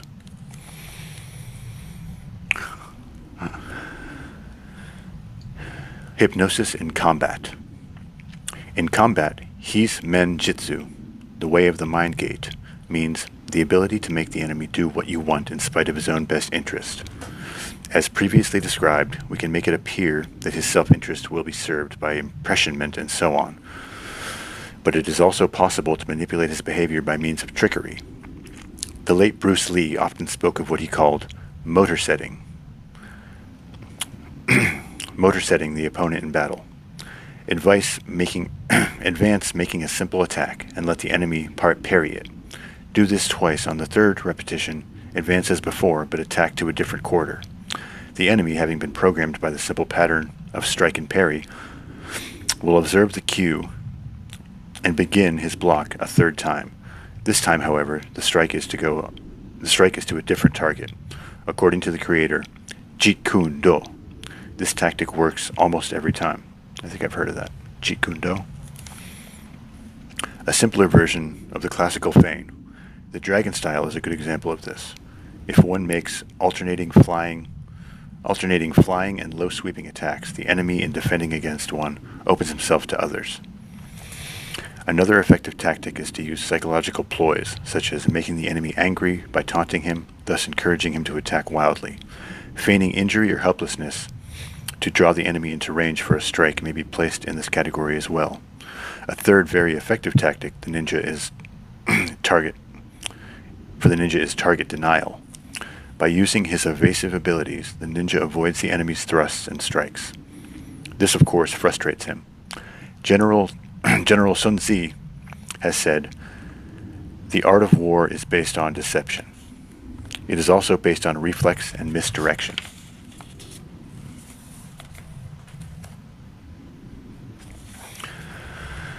There are very few formal exercises in ninjutsu. Oh wait, this is chapter 8, Milu Kata, the lost track form. There are very few formal exercises in ninjutsu. This is because it is a science of principles rather than techniques. Still, the history of the art can be traced through its ritual practices, and in the case of ninjutsu, that means the kata. Kata. Kata is pronounced gata. Okay, thank you. It is a Japanese word meaning dance. In ninjutsu, this term is applied to a formal set of exercises, performing in a proper sequence, demonstrating a specific series of techniques in a logical combination. Some gata are historical in nature. That is, they tell a story of some past adventure or some legendary hero. An example of this might be the Hawaiian fire and sword dancers. Some kata are purely for health and self-defense. Still others are technical and illustrate a specific principle or strategy upon which the various movements are based. An example of this would be Hain 1 of Shotokan Karate. The gata forms are designed to be learned by rote since man long ago found that this was an effective method of transmitting a complicated body of information from generation to generation. But even when taught in this primitive ritualistic manner, while the fundamental principles and foundations remain intact, each student who learns a gata and then attempts to pass it on must, of necessity, color it with his or her own experience and interpretation. So the art or style evolves and changes, yet remains the same.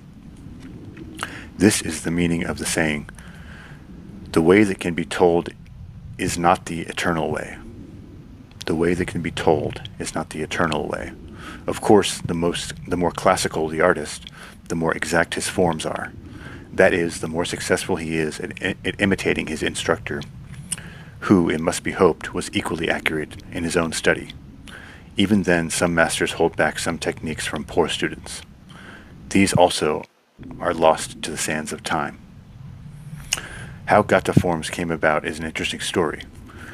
During the many sword hunt episodes of the Far East, whether they were Chinese, Japanese, or Korean, or Okinawan,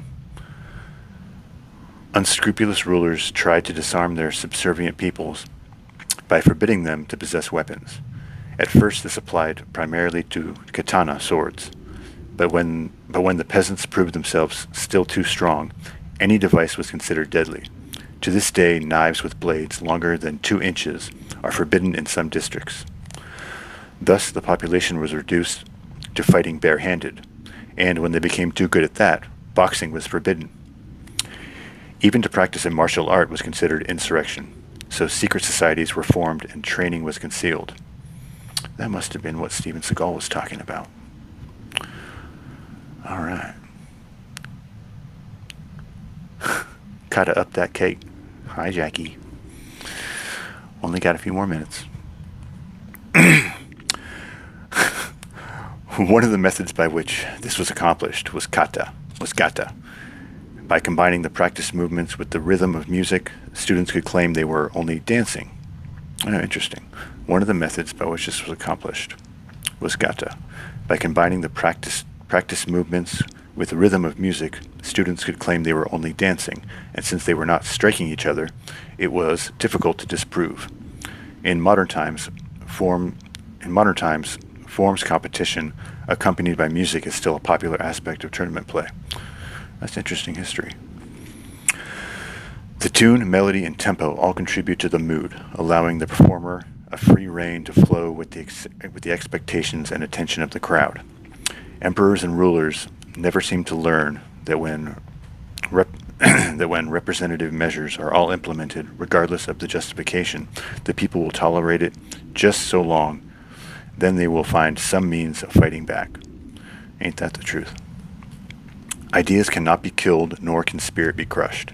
At one time in history, in many parts of the world, it was forbidden even to whisper the name of the silent way. But it is still here. Imaginary enemy. When practicing kata, it is important to visualize an opponent. We will discuss later how everyone possesses, in one form or another, certain guides and spirit helpers to aid him or her in the quest for understanding and enlightenment. This is true for all. So it is that each also has secret enemy. It is this individual with whom one dances in kata practice. So the imaginary enemy is with whom you dance in kata practice. The fact that many people turn to or are led to the martial arts for the purpose of revenge is a sad commentary on mankind's inability to communicate. With time, which heals all wounds, most people learn to overcome this desire and become better men for the experience. This normally occurs just as they become highly competent fighters, capable of extracting whatever retribution they desire. Thus it may be said that the martial arts turn cowards into heroes and bullies into gentlemen.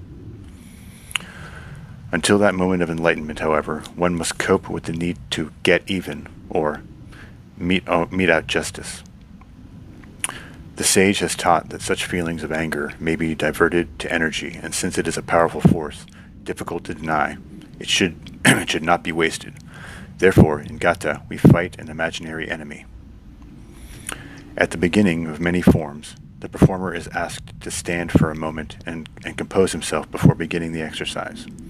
When training, extend this interval and imagine your deadliest enemy within arm's reach. Practice every move as if it's defending against him. If your powers of visualization are not adequately developed, listen for the sound of his heartbeat. When properly executed, kata can lead to the real sensation of touch and evoke the mood of the warrior when he fights. All this is part of the kata. The imaginary enhances every aspect of form practice, making it not only more enjoyable for the student, but also more entertaining for those who may be watching. Know also that whenever you bow and start your dance, someone is watching. Therefore, you must always do your best. If not for applause, at least for the sake of living up to your own standards. You are not, Jackie. All right, we're going to finish this section. There are specific techniques for invoking your imaginary enemy. Before beginning kata, sit for a moment in seiza, kneeling posture. Think hard and mentally repeat a selected trigger word. This word must be chosen carefully so as not to evoke any negative imagery in normal daily existence. One would not choose a common word, for instance, nor would it be wise to choose something overly complicated. It may simply be the enemy's name, or just enemy, or kill. Tense your muscles as if preparing to fight. Mentally replay the incident that threatens your self-image as many times as necessary. Let your anger build. Feel the pulse in your temple, the heat on your cheeks. When you stand, imagine your enemy in front of you, watching, mocking. Show him. Perform the exercise with force and power. Visualize the destruction and impact of every punch and kick. Put emotional content into each movement. When you finish, do so with a flourish. Bow crisply. That way, if your enemy were watching, he would be intimidated. Depending on the length and type of technique, you could become totally winded by the addition of this facet of training. The idea is to use up your anger in practice. Repeat the form as many times as necessary until you are exhausted. If need be, every time you do it, the technique becomes better and the anger becomes less. Eventually, you will no longer need to psych yourself up. You will need only to think of the trigger word. This single technique will enhance your practice 100-fold. It is really not very difficult to perform this trick. Almost everyone has had or heard of an imaginary friend in childhood. At first, it might be hard to face an unpleasant memory or frightening experience. But all psychologists and shaman agree that the fear must eventually be faced and overcome, either by flooding, a sudden inescapable confrontation, or immersion, gradual examination and understanding. Otherwise, strong emotions are either consciously suppressed or subconsciously repressed, leading to psychological disorders. Eventually, after decades or a lifetime of practice, one comes to understand that there are no enemies but those we make in our own minds. At that point, the imaginary enemy becomes an ally, since even from the first it was merely a representative facet of one's own self. Every major religion and philosophy teaches that anger directed towards another is merely the ego condemning some aspect of its own personality with which it disagrees. Anger is the child of frustration and is the last resort of the ignorant. The best fighter is not angry. Well, that was certainly an exciting last passage to read. I really did like that stuff. Did you know that every comment ups your algorithm? Hey, okay. So we're done. We're done with the reading. I have been reading for 2 hours straight, and I am losing the ability to read. So we're gonna cut that out, and I'm gonna turn on my little. Oh no! What is it? What's better? Blue, green, red? Which one's better? That's funny. What's up, your mom? What's up, my mom? Hold on a minute. Hold on a minute. Let's turn this motherfucker off, Pookie. Pookie, let's turn this motherfucker off. There we go. Well, hello. Well, hello, my good people. I've got a remote control. Boom. How about this? How about we go with some fade effects? Nope. You know, I really hate that. There we go. Nope, I really hate that too. What's up, everybody? Yeah, I do know that. Jackie, actually, I do know that. It is a known fact that, yeah, it's engagement. Yeah. It's engagement. Yeah, this is the version of my room that I'm comfortable sharing at the moment. I think that's going to really piss me off, actually. So let's just pick a color where we can see each other. How about that? How about that? I'm not really a blue person. I'm more of a red person. Oh, Daryl Jones. Oh, Daryl Jones. I thought, bro, you would start saying, wake up. Wake up. Wake up. Now, I wonder what you're referencing with that. All right, so I'm going to put a bookmark in here. I am enjoying this book. I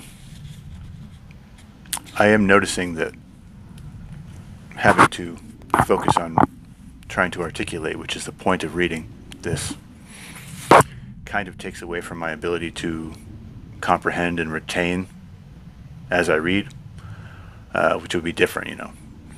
Every once in a while, I would kind of lock into the text and start actually taking something from it. But there was some interesting stuff there at the end about training yourself against your own enemy, against your imaginary enemy. I guess I've heard those kind of things before. But I've talked about ninja just as long as I can stand. I don't know if any of you guys had any interesting parts about that text you wanted to discuss, but pretty straightforward to me. My master. Jackie, how are you doing? How are you doing, Jackie? Jackie, for a second I thought your account was hacked or something. So you're a retired stripper. You are Salt Lake City, Utah famous. You're as famous as you can get with your shirt off. Sorry to drum that up again, but that was surprising. Oh shit.